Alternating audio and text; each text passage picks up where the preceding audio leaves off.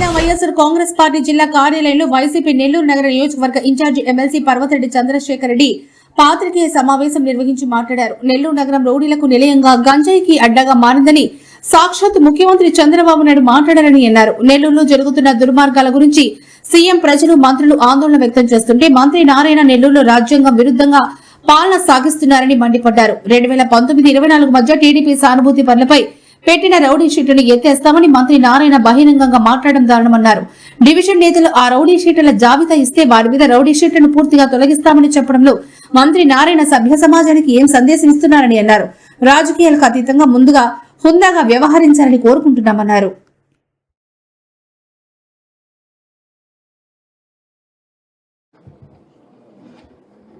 ప్రధానంగా ఒక్క నెల్లూరులోనే కాదు, స్టేట్లో కూడా మొన్న మంత్రి గారు టెలికాన్ఫరెన్స్ తీసుకొని మాట్లాడినటువంటి మాటలు సంచలనం రేకెత్తిస్తూ ఉన్నాయి.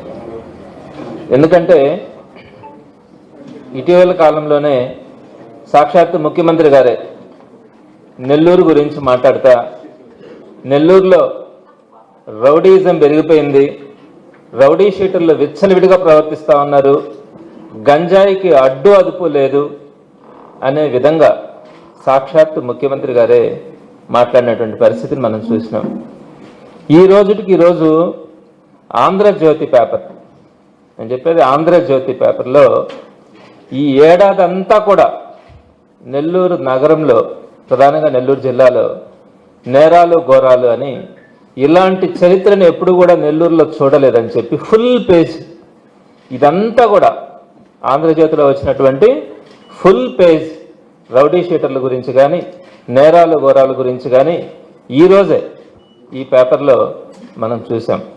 ముఖ్యమంత్రి గారు మాట్లాడినా, మంత్రులు మాట్లాడినా, ప్రజలు మాట్లాడినా, రాష్ట్రంలో ఉన్నటువంటి ఎక్కడికి పోయినా కూడా నెల్లూరుకి ఏమైంది, ఏమవుతా ఉంది అని చెప్పి ఈరోజు మాట్లాడుతూ ఉన్న పరిస్థితిలో నారాయణ గారు పబ్లిక్గా ఒక మంత్రిగా ఉండి, ఒక మంత్రిగా రాజ్యాంగబద్ధంగా వ్యవహరిస్తానని చెప్పి ప్రమాణం చేసినటువంటి వ్యక్తి మాట్లాడినటువంటి మాటలు మీరు అందరూ కూడా వినుంటారు. నేను మళ్ళీ కూడా వినిపించగలను, కాకపోతే సమయం వృధా అవుతుంది. ఆయన చెప్పిన మాటలు ఏంటి? 2014-19లో పొలిటికల్ ఇంటర్ఫరెన్స్తో రౌడీ షీట్లు కనుక ఓపెన్ చేస్తుంటే వాటన్నింటినీ కూడా ఎస్పీతో రివ్యూ చేయించి వాటన్నింటినీ కూడా ఓపెన్ చేయిస్తాను అని పబ్లిక్గా ఇంకొక మాట కూడా చెప్పారు.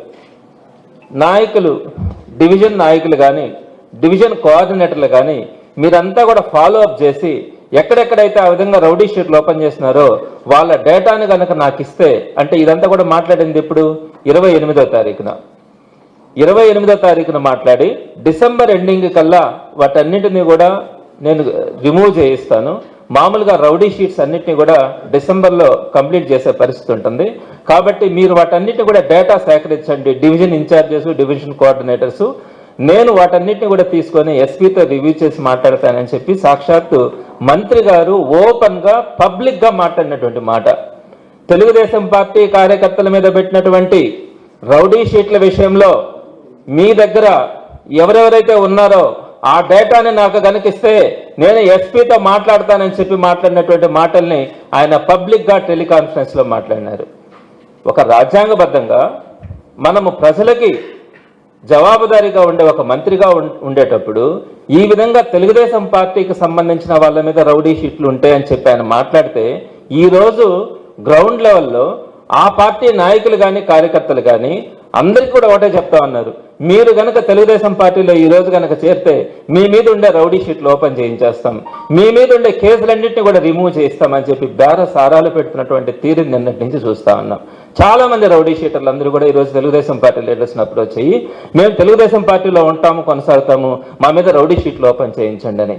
మీరు ఒక్క విషయం గుర్తుపెట్టుకోండి, నారాయణ గారికి ప్రజాస్వామ్య విలువలు తెలియదు, ప్రజల బాధలు తెలియదు, కార్యకర్తల యొక్క స్పందన తెలియదు. ఆయనకు తెలిసిందంతా money politics, money money money. మనీతో మనం ఏమైనా చేయొచ్చు. నేను రేపు పొద్దున కనుక 1000 కోట్లు పెట్టుకుంటే ఏ ఒక్కరి మీదనైనా కూడా గెలిచే పరిస్థితి ఉంటుంది, ఏ నాయకునైనా కూడా నేను 100 కోట్లు పెట్టి కొనుక్కోగలను అనే ధీమాతో ప్రవర్తిస్తున్నటువంటి తీరే తప్ప ఎక్కడా కూడా ప్రజల భావాలు కానీ, ఈరోజు సామాన్యుడు పడుతున్నటువంటి కష్టాలు కానీ నారాయణ గారికి తెలియనటువంటి పరిస్థితి. మీకు తెలియదా? ఒక రౌడీ షీట్ను ఓపెన్ చేయాలంటే మినిమం ప్రాసెస్ ఎట్లుంటుంది? మనం ఎవరికైనా కూడా అప్లై చేసుకోవాలంటే ఆ స్టేషన్ హౌస్ ఆఫీసర్ SHO కనుక మనం అప్లై చేసుకుంటే ఈ విధంగా రౌడీ షీట్ ఉంది, నా మీద ఎలాంటి కేసులు కూడా లేవు, నేను ఇప్పుడు చాలా క్లియర్గా ఉన్నానని చెప్పి కనుక అతను అప్లై చేసుకుంటే దాన్ని సర్కిల్ ఇన్స్పెక్టర్ ద్వారా దాన్ని అంతా కూడా ఒకసారి వెరిఫై చేయించడానికి మినిమం 7 days నుంచి 15 days పెట్టడానికి అవకాశం ఉంటుంది. వన్స్ సర్కిల్ ఇన్స్పెక్టర్ కనుక దాన్ని సర్టిఫై చేసిన తర్వాత DSP వచ్చి దాని మీద మళ్ళా 7 to 10 days పెడుతుంది. ఆ పర్టికులర్ ఇష్యూ మీద రౌడీ షీట్ తను ఓపెన్ చేసేయాలంటే తను మళ్ళా తనకు వచ్చినటువంటి రిపోర్ట్ కరెక్టా కదా వెరిఫై చేసుకోవాలంటే తనకు మళ్ళా 7 to 10 days పెడుతుంది. దాన్ని మళ్ళా SP గారికి పంపించినప్పుడు SP గారు దాని మీద డెసిషన్ తీసుకోవాలంటే మినిమం 7 days పెట్టడానికి అవకాశం ఉంటుంది. ఎట్లా లేదన్నా కూడా స్టేషన్ హౌస్ ఆఫీసర్ దగ్గర నుంచి SP గారు డెసిషన్ తీసుకునేంత వరకు కనీసం వేసుకుంటే కనీసం ఒక 3 వారాల పాటు సమయం తీసుకునే అవకాశం ఉంటుంది ఒక రౌడీ షీట్ను ఓపెన్ చేయించాలంటే. అలా మీరు కేవలం డిసెంబర్ 28వ తారీఖున మీ క్యాడర్ అందరికీ కూడా ఒక టెలికాన్ఫరెన్స్ నిర్వహించి సుమారుగా 3,000 మంది ఆ టెలికాన్ఫరెన్స్ లో ఉన్నారని అక్కడే దాంట్లో మాట్లాడడం కూడా జరిగింది. ఆ టెలికాన్ఫరెన్స్ లో ఈ డిసెంబర్ ఎండింగ్ లోపల అంటే 3 రోజుల లోపల రౌడీ షీట్స్ అన్ని కూడా ఓపెన్ చేసే పరిస్థితి ఉంటుంది.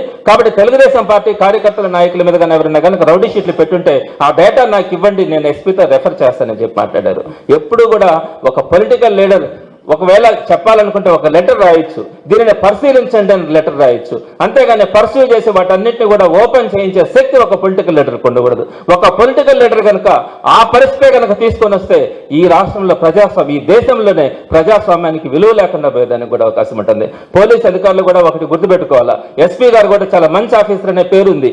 ఈ విధంగా మీరు పొలిటికల్ ఇంటర్ఫరెన్స్ మీద మీరు రౌడీ షీట్లు ఓపెన్ చేయడం కానీ మీ మనస్సాక్షికి మీకు తెలిసి ఎన్ని రౌడీ షీట్లు ఈ మధ్య వైఎస్ఆర్సీపీ కార్యకర్తలు జగన్మోహన్ రెడ్డి గారు వచ్చారంటే కూడా 307 కేసులు ఓపెన్ చేసి వాళ్ళ మీద రౌడీ షీట్లు ఓపెన్ చేసినటువంటి పరిస్థితి మా మీద పెట్టినారు. ఈ రోజు తెలుగుదేశం పార్టీ ఒక మంత్రి డైరెక్ట్ గా ఫోన్ చేసి లేకుంటే డైరెక్ట్ గా ఆయన ఒక డేటా తెప్పించుకొని ఆ డేటాని పంపించ కనుక ఆ డేటా ప్రకారం రౌడీ షీట్స్ అన్నింటినీ ఓపెన్ చేయమని చెప్పి మీరు కనుక చేసిన పరిస్థితి కనుక ఏర్పడితే రేపొద్దున సమాధానం చెప్పుకోవాల్సిన పరిస్థితి ఈ పోలీసు అధికారులందరూ కూడా ఉంటుందని వైఎస్ఆర్సీపీ తరఫున నేను తెలియజేస్తా ఉన్నాను. ఎక్కడ పద్ధతి అండి ఇది? ఏ విధంగా చెప్తారు? మీరు నారాయణ గారు మీరు చదువుకొని ఉన్నారు, మీరు ఒక ఎడ్యుకేషన్ ఇన్స్టిట్యూషన్స్ మెయింటైన్ చేస్తూ ఉన్నారు, మీరు ఒక టీచర్ 10 మందికి చదువు చెప్పినటువంటి వ్యక్తి, మీరు చేయాలనుకుంటే రాజ్యాంగబద్ధంగా చేయాలనుకుంటే మీరు ఏం చేయాలా? ఒకవేళ తెలుగుదేశం పార్టీ కార్యకర్తల నాయకుల మీద వైఎస్ఆర్సీపీ ప్రభుత్వంలో అంటే 2019-24 మధ్యలో ఏదైనా కూడా ఒక తప్పుడు కేసు కనుక ఫామ్ అయి ఉంటే మీరు SP గారిని కానీ లేదా DCP గారిని కానీ మీరు ఒక రివ్యూ కోరొచ్చు. ఆ టైంలో పెట్టినటువంటి కేసులన్నింటి మీద కూడా మీరు ఒకసారి రివ్యూ చేసి ప్రతి కేసుని కూడా క్షుణ్ణంగా పరిశీలించి ఏవైతే అక్రమ కేసులు పెట్టారో వాళ్ళ మీద కూడా శిక్ష తీసుకోండి అని చెప్పి వాళ్ళ మీద కూడా కేసులు పెట్టండి అని చెప్పి మీరు ఒక రివ్యూ పెట్టించడానికి కూడా మీకు అవకాశం ఉంటుంది. పెట్టించండి. 2019-24 మధ్యలో ఏమేం కేసులు పెట్టినారో వాటన్నిటి మీద రివ్యూ పెట్టించండి. ఎక్కడైతే మీకు తప్పులు అనిపించినాయో ఎవరి మీద అయితే తప్పుడు కేసులు పెట్టినారో ఆ అధికారుల మీద కానీ ఆ అధికారులను ఆదేశించినటువంటి ఎమ్మెల్యేలు కానీ లేకపోతే ఎవరైనా కూడా మీరు వాళ్ళ మీద యాక్షన్ తీసుకునేదానికి మీరు ఈరోజు అధికారం మీ చేతిలో ఉంది. చేయండి మీరు రాజ్యాంగబద్ధంగా, లేకుంటే కోర్టును అప్రోచ్ కండి. ఈ విధంగా తప్పుడు కేసులు పెట్టినారని సమాధానం చెప్పుకునే పరిస్థితి అవతల పక్క అధికారులకు కానీ లేదనుకుంటే రాజకీయ నాయకులకు కానీ ఉంటుంది. అలా కాకుండా 28వ తేదీ మీరు టెలికాన్ఫరెన్స్ తీసుకొని SP గారిని నేను ఆదేశిస్తున్నాను అనే టైప్లో మాట్లాడుతూ ఉన్నారు. SP గారిని నేను రివ్యూ చేస్తాను, నేను పర్సూ చేస్తాను, ఆ కేసులన్నింటినీ కూడా రౌడీ షీట్లన్నింటినీ కూడా తీసేయమని చెప్తానని చెప్పిన పరిస్థితి చూస్తా ఉన్నాం. గడిచిన 1 సంవత్సరంగా కొన్ని ఎంట్రీ మర్డర్స్ జరుగుతూ ఉన్నాయండి. పీకలు కోసేస్తా ఉన్నారు. ఒక కుటుంబం కనుక రోడ్డు మీద పోతా ఉంటే కేవలం 300 రూపాయలు 400 రూపాయలు వాళ్ళు కనుక ఆ గంజాయి కోసం డబ్బులు అడిగినప్పుడు ఆ గంజాయికి డబ్బులు కనుక వాళ్ళు ఇవ్వకపోతే పీకలు కోసేయడం, తలలు బగలు కొట్టడం, ఇడ్లీ కోసం ఒక బండి కనుక రోడ్డుకి అడ్డా నిలబడి ఆ బండిని అడ్డా తీయమంటే కూడా మర్డర్ చేసినటువంటి పరిస్థితి చూస్తా ఉన్నాం. 10ల సంఖ్యలో హత్యలు జరుగుతూ ఉన్నాయి, 10ల సంఖ్యలో మానభంగాలు జరుగుతూ ఉన్నాయి. ఎక్కడ నెల్లూరులో భద్రత అనేది లేదు. గంజాయి విచ్చలవిడితనం ఉంది, ఎక్కడ పడితే అక్కడ గంజాయి. మీరు and the A1 and A2 and their associate assaulted them and admissions data మీకు ఇస్తాను. మీరు ఒక్క రోజైనా కూడా VR హై స్కూల్లోకి వెళ్ళి ఒక అప్లికేషన్ తీసుకొని ఒక అడ్మిషన్ ప్రాసెస్ చేసిన సందర్భం మనం చూడలే. కంప్లీట్ తప్పనిపించట్లేదా? BC లోన్స్ ఇచ్చినారు, మైనారిటీ లోన్స్ ఇచ్చినారు, ఒక్కడైనా పారదర్శకంగా చేసినారా? కంప్లీట్ గా మీ NT మాల్కి ఇచ్చుకుంటా వస్తా ఉన్నారు. ఏంటి మీరు మంత్రిగా ఎవరికి ఉన్నారు? ఈ రాష్ట్ర మంత్రిగా ఉన్నారా? ఈ ప్రజలకు మంత్రిగా ఉన్నారా? కూడా చాలా గందరగోళంగా ఉండేది. ఆ రోజు వివేకానంద రెడ్డి గారు దాన్ని ఒక డ్రైనేజ్ కాలం క్లియర్ చేస్తా ఉంటే చాలు, దానికి సంబంధించిన బిల్లులు కూడా ఎవరి పేరు మీద ఎంతెంత పెట్టుకున్నారు అవన్నీ కూడా నేను ఇస్తా డేటా నా దగ్గర తెచ్చుకోరండా. కాకుండా ఒక్కసారిగా అయ్యే పని కాదు, నేను చెప్తాను అవన్నీ కూడా. ఇదే విధంగా కనుక కొనసాగితే మాత్రం ఇంకా చాలా విషయాలు కూడా బయట తీయాల్సి వస్తుంది, తీయడం కూడా జరుగుతుంది. చాలాసేపు వచ్చింది.